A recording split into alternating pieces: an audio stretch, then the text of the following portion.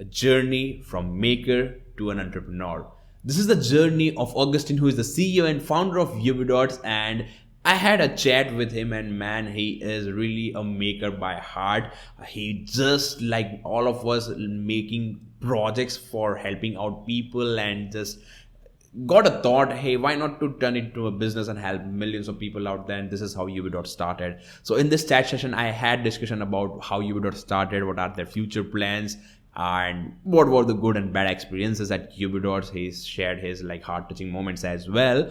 And not only that, he also shared his experiences, like how he become an entrepreneur from a maker. And this experiences, this journey will really help us, inspire a lot of people watching this video who really want to become an entrepreneur later on, who are maker right now. So this video will definitely guide you with that experiences, and there is something for everyone in this video, because he not only shared his experiences, he also shared a couple of upcoming features of Ubidots, and is our own journey, we can say. So this is Sachin Soni, and let's start talking that episode with Ubidots.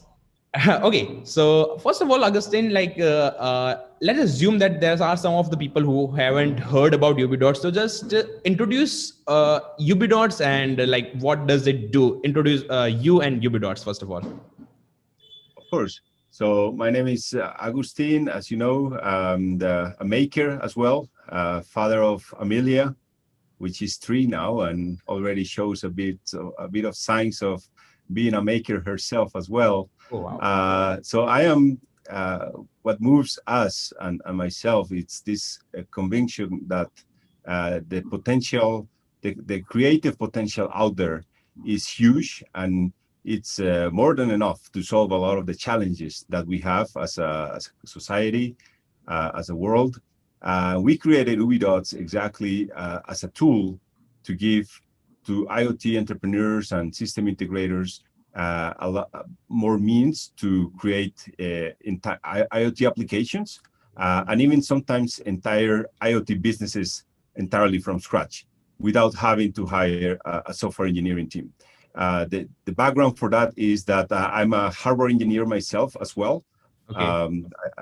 My background is in electronics, and back in the days, we're talking a lot of years back, me and my co-founders were tinkering with hardware and doing remote monitoring solutions, and we found ourselves repeating the same over and over and over. And we thought, well, how cool it would be if there was like a simple way to send data from all of our devices. Back then, we were working on health tech, so monitoring for hospitals, vaccines, temperature, humidity. Okay. And we thought it would be great if there was a product where we could just upload all of our data, and then through a drag and drop experience, create the interfaces that our customers, in this case, the nurses and the doctors, could easily check the temperature of the refrigerators. That's how the idea was born. Oh. And of course, the story is way longer. We have more time, but that was kind of the spark. So it's started back in? So we incorporated ourselves back in 2012. So it's been a process. As a team, we've been hacking a lot of projects together, from hardware to cloud. But I would say that the birth of IoT, of Ubidots as an IoT platform was first in 2013, 2014, where we first launched what was now called Ubidots for Education, which maybe many of you are familiar with. And then after Ubidots for Education, we launched an industrial version called Ubidots Industrial around 2018. So that's kind of our timeline. So initially it was just Ubidots for Education, is it? Yes. So the actual name was just Ubidots, and it's a funny story because one of the first mistakes you make as an entrepreneur is to assume that we thought back then we could just launch a product, charge $1 per device, and then we would have 1 million devices and we would be rich. Reality is much harder than that, and it's also wrong motivation. Yeah. So the truth is we did have a lot of users. We did have a lot of, and you can check that on a lot of YouTube tutorials. blog posts about us. It felt great to launch a product out from Medellin, Colombia. And by the way, we're not based in the US or Berlin or Europe. We're also in not the typical place where you would find a startup, Right. but it felt great to see all these adoption, thousands of users using your creation, but it was very hard to monetize. So first mistake there was I think it was a timing issue. It was a lot of lack of experience from ourselves as well. And that's why we revamped or relaunched the entire platform with a more industrial focus in 2018.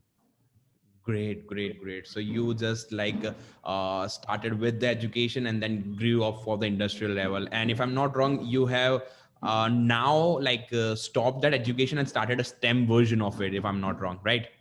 That's right. So So how that education is different from the STEM version? If you can explain. okay, so think about education being our first product. Right. So we built it with 5 years experience Oh, okay. as engineers. Right. Uh, Ubidots STEM is a product that has a larger team behind, way more years of experience, Right. and you can see that reflected in a lot of features. Yeah. We also increased the free capacity. So in education, when was just one device for free, now is in STEM is 3 devices for free. You can see the widgets. We have way more widgets. The settings in the widgets is like a panel that opens up from the right. Right. Very simple to use, but at the same time very powerful, Right. because in a lot of ways, not 100%, but it's a portion of the actual industrial product that is being Okay. used by hundreds of IoT entrepreneurs and system integrators to Right. actually deploy IoT out in the fields for productive purposes. So if I like summed up, then it can be said like Ubidots STEM version is kind of a mature version of Ubidots education. It's more Yes, mature. You can say way like more mature. exactly, exactly. So there's one question from the audience that see Ubidots started in like 2013 and it became industrial in 2018, and at that time there were like or there were a couple of IoT platforms out there. So the question was like how you feel like Ubidots make a difference between those platforms. What would be your answer? Okay, I think that very early on, and that's also kind of a learning in the process. Right. As an entrepreneur, you have to decide where to put your focus, and it's not just a market; it's also about like the values of the company. Correct. You could choose to be great at a lot of different things, Oh, but there's only limited time and capital and resources to devote and to be great at everything. So very early on, we decided we should be great at being very customizable. So the UX and the mantra of the design is giving the user the control. right. So that's why we say simple yet powerful, Yeah. because we need to communicate a lot of simplicity through the forms and the colors. You see the big buttons. That's not a coincidence. But at the same time, a very powerful API, a lot of speak the language of a hardware engineer, uh, create a lot of firmware libraries, etc. So that was kind of the design approach that we followed, Okay. and I think that it's what gave a lot of the upcoming users the trust to to the power or the decision to trust us with their money and grow their businesses with us. And also, I think the part of that was the support. So we keep those values very close: the customization, flexibility, and the support. So we have a support team. All of them are hardware engineers themselves. Okay. So instead of trying to sell you something, we are like the culture of the company is about helping. Like we want to help you succeed. We want to help you get your products out the door.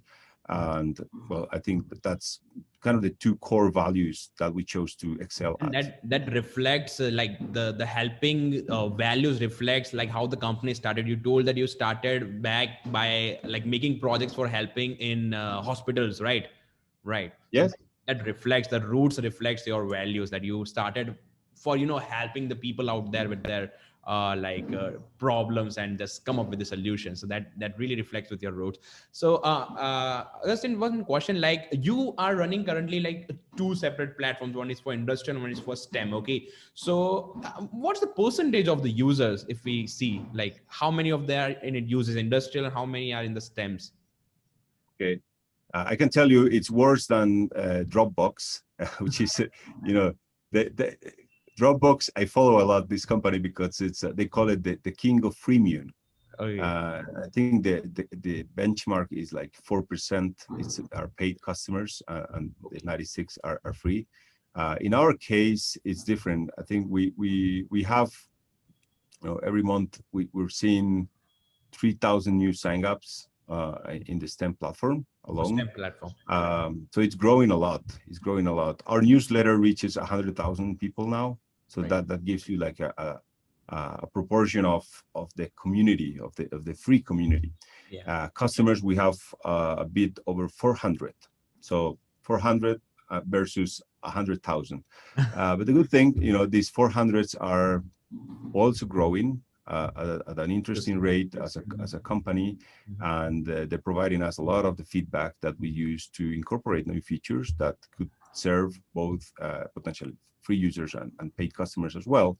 So it's yeah, we like to keep it this way. We could have just said, shut down Ubidots STEM. It's costing us a few thousand in terms of servers and support requests, but it's our essence. At the end, that's why I started telling you about, our drive is that we are makers ourselves. If Exactly. you That look was at that our was I desks, was it's full about of to. cables. Yeah, that was about to say that before an entrepreneur, you were a maker, and that's why you are like Yes. holding the STEM education as well, that STEM part as well, because you're a maker first of all, then you became an entrepreneur.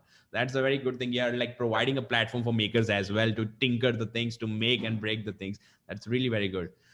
Yes, it's really like, for us, it's equally fulfilling to see a new sign up. Like every time a new user puts a credit card, Okay. there's like a light, like a green light that makes a noise. It sounds like a coin, and everybody gets happy. Well, when we were in the Yeah, office, yeah, now yeah. everybody's remote, I. as you can see.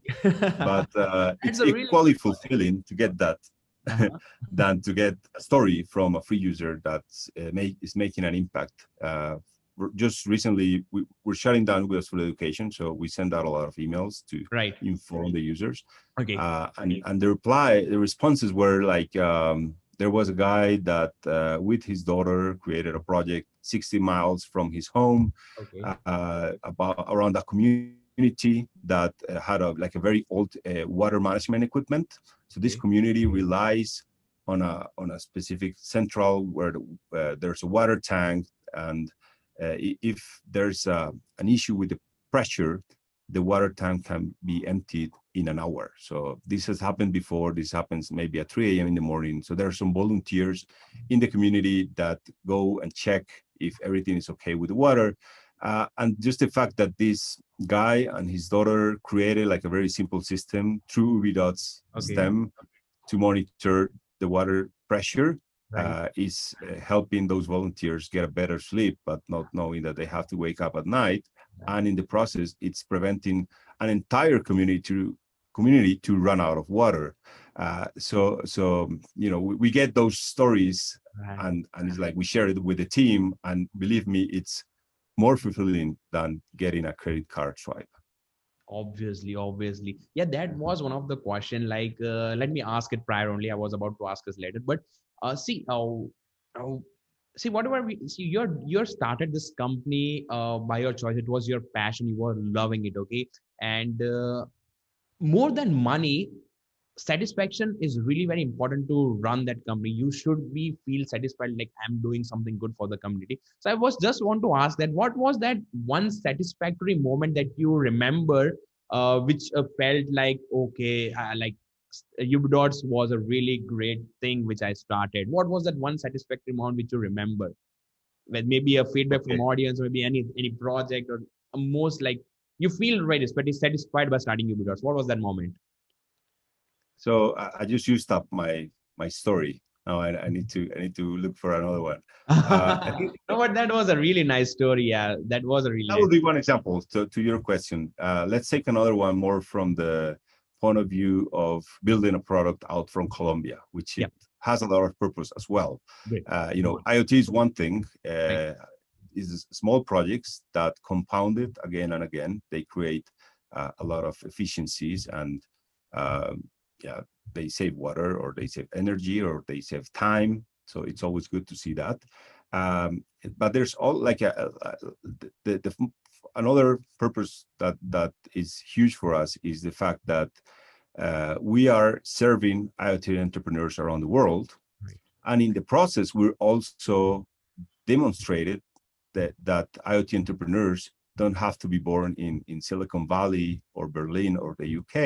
right, They can also be born in any other cities, like intermediate cities, smaller cities, right, because we see it ourselves. A lot of our users, um, they get excited about they can build what they can build. I like to call it we give superpowers to IoT entrepreneurs so that they can build things that they didn't know they could build before right, without having to write any code. right. So uh, one great every time I see an entrepreneur thrive, there was a guy in Brazil that even sent us the filing papers a Okay, while back.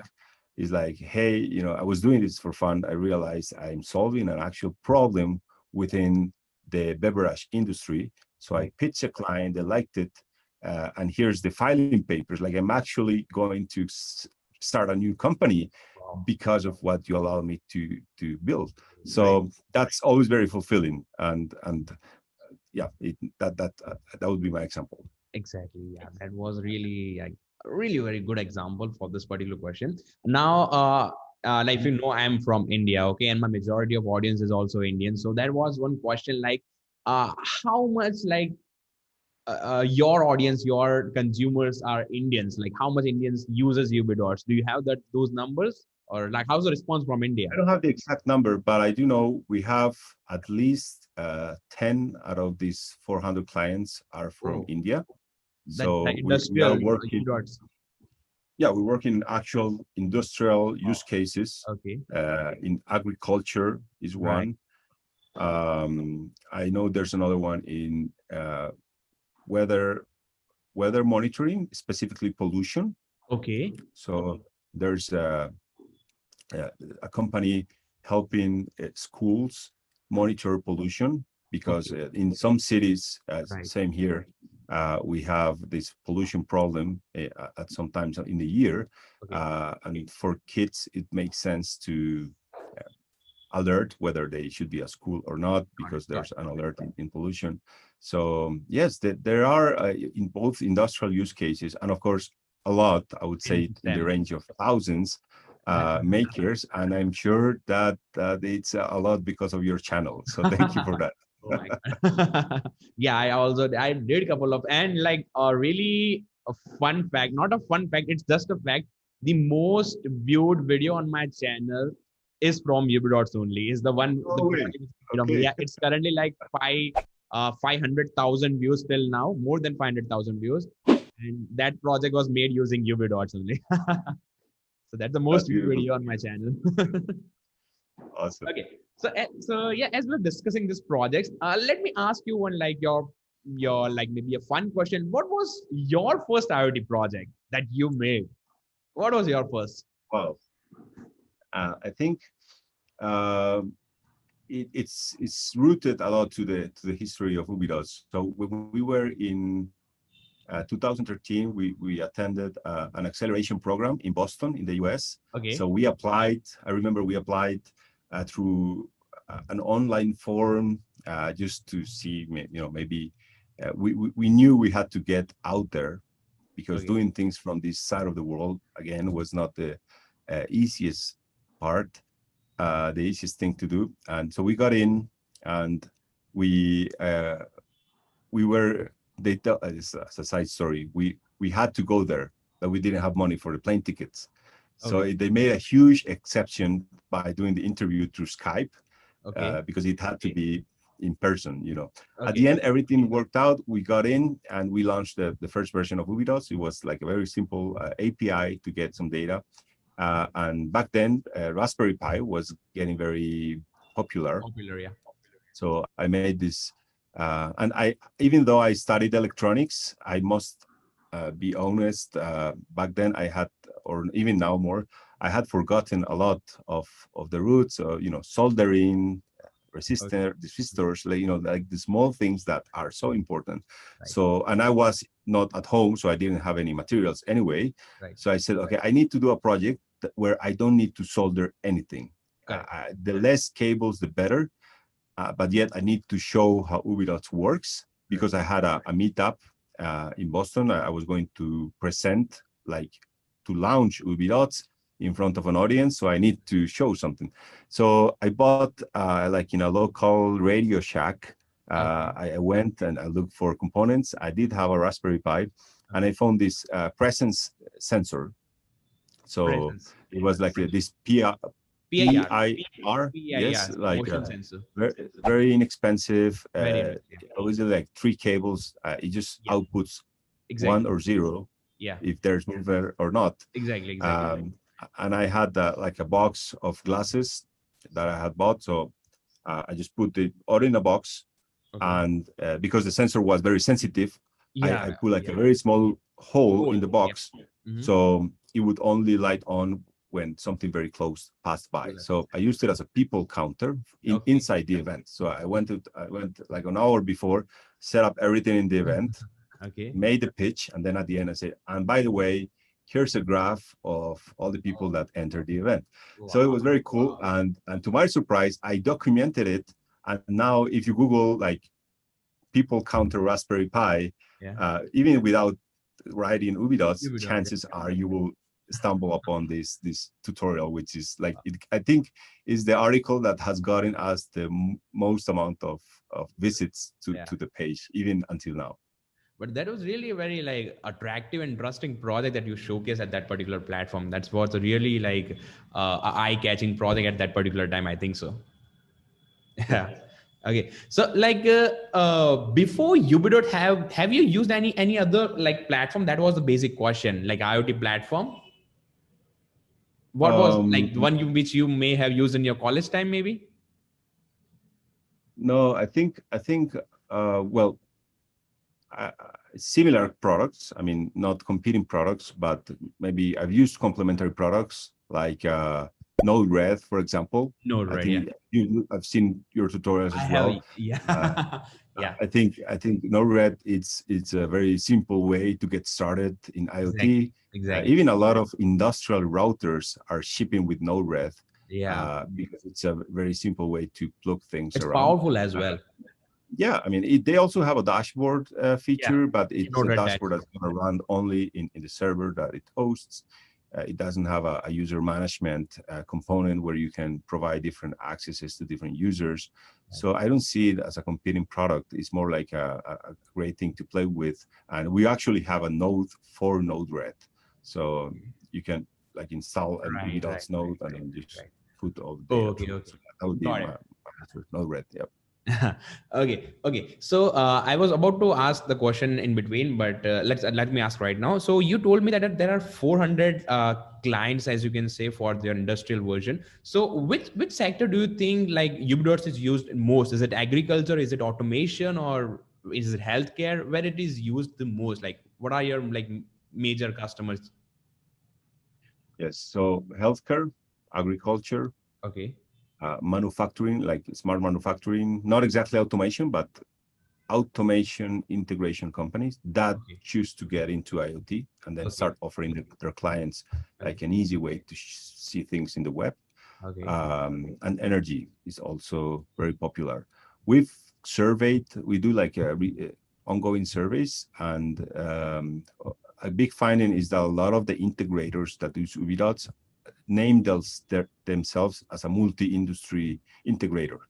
Okay. So they might be active in mining, they might be active in agriculture.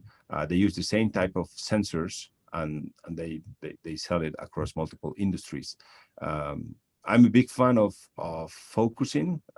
So I always advise IoT entrepreneurs that are entering IoT to create integration businesses, like sell one end-to-end solutions, to pick a segment. I think that's always better. It polishes the pitch a lot. You start talking in terms of what the customer expects. So even though we see a lot of multi-industries integrators, I do advise focusing more. Great, great. As we are like talking about these advices, there is a question from people from my team, okay, my team only, and which is like, what would be your advice? Like this question I generally ask to all the people coming to this series, like, what would be your suggestion to a person who is thinking to start the same business like Ubidots? Now, what's the purpose of this question? So you know what the good or bad thing that you did for this company. There will be some good decisions, and there may be some of the bad decisions happen during the journey. Okay, so what would be your suggestion to that one person starting this business? Is it a good time to start this business of like creating an IoT cloud server for? And what would be your suggestions for this? Yes. So about the timing, yes. So I'm going to steal a phrase that I heard at a conference. Oh, yeah. Is I think I even tweeted it. Is if I had $1 million, Okay. I would create an integration business, Oh, because integrators make a profit on every layer of the stack. You purchase a platform at $1 per device, and you sell at $10 or $20 per device per month. You purchase a SIM card right. from your cellular provider, you sell it at a margin. You purchase hardware, you integrate it, you have your own designs, you manufacture it, and you sell it at a margin. You sell support at a margin. So it's a great way to, and there's a lot of tools. So you can always integrate a lot of different tools and then go and sell something. So that would be my advice regarding timing and type of business. Now, regarding entrepreneurship all around, Yeah. is I think it's more, I always say that don't fall in love with your idea. I think we made this mistake. As I said, 2014, we had growth, but not monetization. And I think it's a lot because as engineers, we tend to fall in love with what we built. Exactly. And Exactly. we call, it's called the confirmation bias. A confirmation bias is when you have a hypothesis and you try to look for facts that confirm your beliefs. In entrepreneurship, that means that you have a product Mm-hmm. and you have, let's say, 100 users, and 5 users love your product and they tell you great things about them. So you want to hear them. You want to create this vanity effect of listening to them, the great things they built. But it's just as important to go over that confirmation bias and then focus on the other 95 customers or the 95 users that are not speaking great things about your product. Ask them what they missed, even what they didn't buy. And I think that's a great framework for innovation and for iterating fast, because entrepreneurship at the end, it's a matter of having or raising enough money or keeping your costs low enough so you can bootstrap for as long as you need to find the product market fit to that moment where you have a repeatable business that you can sell X amount of times. Right. And to that moment is always limited. I mean, that time frame is limited. So the faster you are at getting closer to what your audience expects, is better. And the best way is to ask not for people to confirm your beliefs and your hypotheses, but to try to destroy them. So if you have a hypothesis, you ask someone, okay, try to destroy these beliefs. And if it's strong enough, it will withstand. That was a really great advice. That was really a worth experience that you shared, and that will definitely help a lot of people. That will definitely like change the perspective of a lot of people. So that was a really great. And one last thing which I want to ask, like, what people can expect in future from you? Like, what are your upcoming plans? What we can expect from you people? There's something I'm very excited about, and my Yeah. team knows about this because I've been like asking about it every day and playing with it, it's the plugins. So we have Okay. a new model called Ubidots plugins. Okay. So initially began as an easy way to pull data from third-party platforms. So Right. we had a few customers. I remember an Australian customer doing sun or solar panel monitoring. Okay. They wanted to multiply the kilowatts by the kilowatt per hour price Okay. in the region. And there Uh-huh. was an API for that. So we did like a scrapper of that price and then multiply using synthetic variables, which is a great Ubidots feature Yeah. Right. to multiply variables and Right. manipulate variables between them. So now that evolved to a place where, okay, there's a lot of APIs out there that are already exposing time series data, Mm-hmm. yet you still need to code here and there Right. small scripts, small scrappers to pull Mm-hmm. that data into a database or into Uh-huh. Ubidots. So we're slowly adding more and more plugins. We now have a weather plugin. So you Okay. can pull, literally, you can drop a weather station anywhere in the world, and it will pull temperature, humidity, wind speed, wind direction, like everything. And I mean, you can try it later if you want. We also opened it up for STEM users. So Okay. it comes at a cost, of course, because this is a serverless environment Okay. where we need to pay for every execution. Okay. But we're very excited about the feedback that we will receive and the ideas about plugins that you want us to build. We also have, there was an API in the US about from the US government that gives you like the water stream conditions across all the rivers in the US. So Okay. literally you can now uh, have sensor data from any river in the US without going to it or without Wow. deploying a sensor in it. Wow. Wow. There's also a lot of satellite data, Okay. soil moisture, and things we're thinking about to integrate ocean data like pH in the ocean and a lot of different biochemical variables that are already available in satellite data, but somebody needs to decode that and put it in a very simple way. So now we're creating this environment where you're just a few clicks away from pulling a lot of data from a lot of different data sources. So I'm excited about those possibilities. See what comes out, you know, when you guys mix it with your own sensors, and also when we open it up for the community. You know, we Mm-hmm. also build it in a way that you will be able to create a GitHub repository, uh, put your own code for the plugin, and then also offer plugins to your customers or even to other Ubidots users. That's great. That was a great update, and I'll definitely check it out. Like how cool it is. And one thing, your dashboard is really very cool. There is no doubt about it. But why no apps till now? No apps for Android, no apps for iOS. So why is it so? Okay, well, 90% of the traffic is web. So Okay. it's kind of these things where, you know, we have 100 priorities, and at the end, you know, web is where most of the activity is. Right. But of course, we have a lot of requests saying, mostly from customers that need to sell an application to their customers. So what Exactly. we've been doing this far, it's always like a per project basis. Like we do have customers that sell apps to their customers, and we did it for them.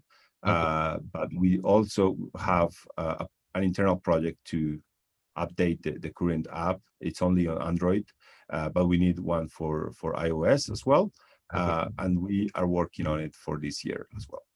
That's great news. And yeah, that was one thing which I was like the question was in my mind from like since I'm using Ubidots. I even asked this question to Maria, which was one of your ex-employees. I'm in touch with her. So okay, so I asked Yes. her as well. Okay. Totally. So yeah, these were the questions from me and my team and my audience, and you answered all the questions really very well. I hope my audience got so much values out of this chat session, and I hope you enjoyed this as well. Yes, yes. Again, as I said, we've been following you for a long time, and I'm sure also our team will be very happy to know that we had this chat. Uh, Me and themselves, they have a lot of respect to what you're doing, how you explain it, Much. and I know it's far more than the videos, you are also an IoT entrepreneur yourself. So there's a lot of things behind that, and we can't wait to see what you continue to build. Sure. Like I always love to tinker the things, and I'll definitely make more and more things in the future. And thank you so much for the words that you like shared for techiesms YouTube channel. It really meant a lot. And yeah, thank you so much, Agustin. And that was all about this episode of Talking Tech. And hope to see way more like of features and benefits from Ubidots in future. Thank you so much for having me here. Definitely. Thank you for the invitation, and goodbye to all the audience as well.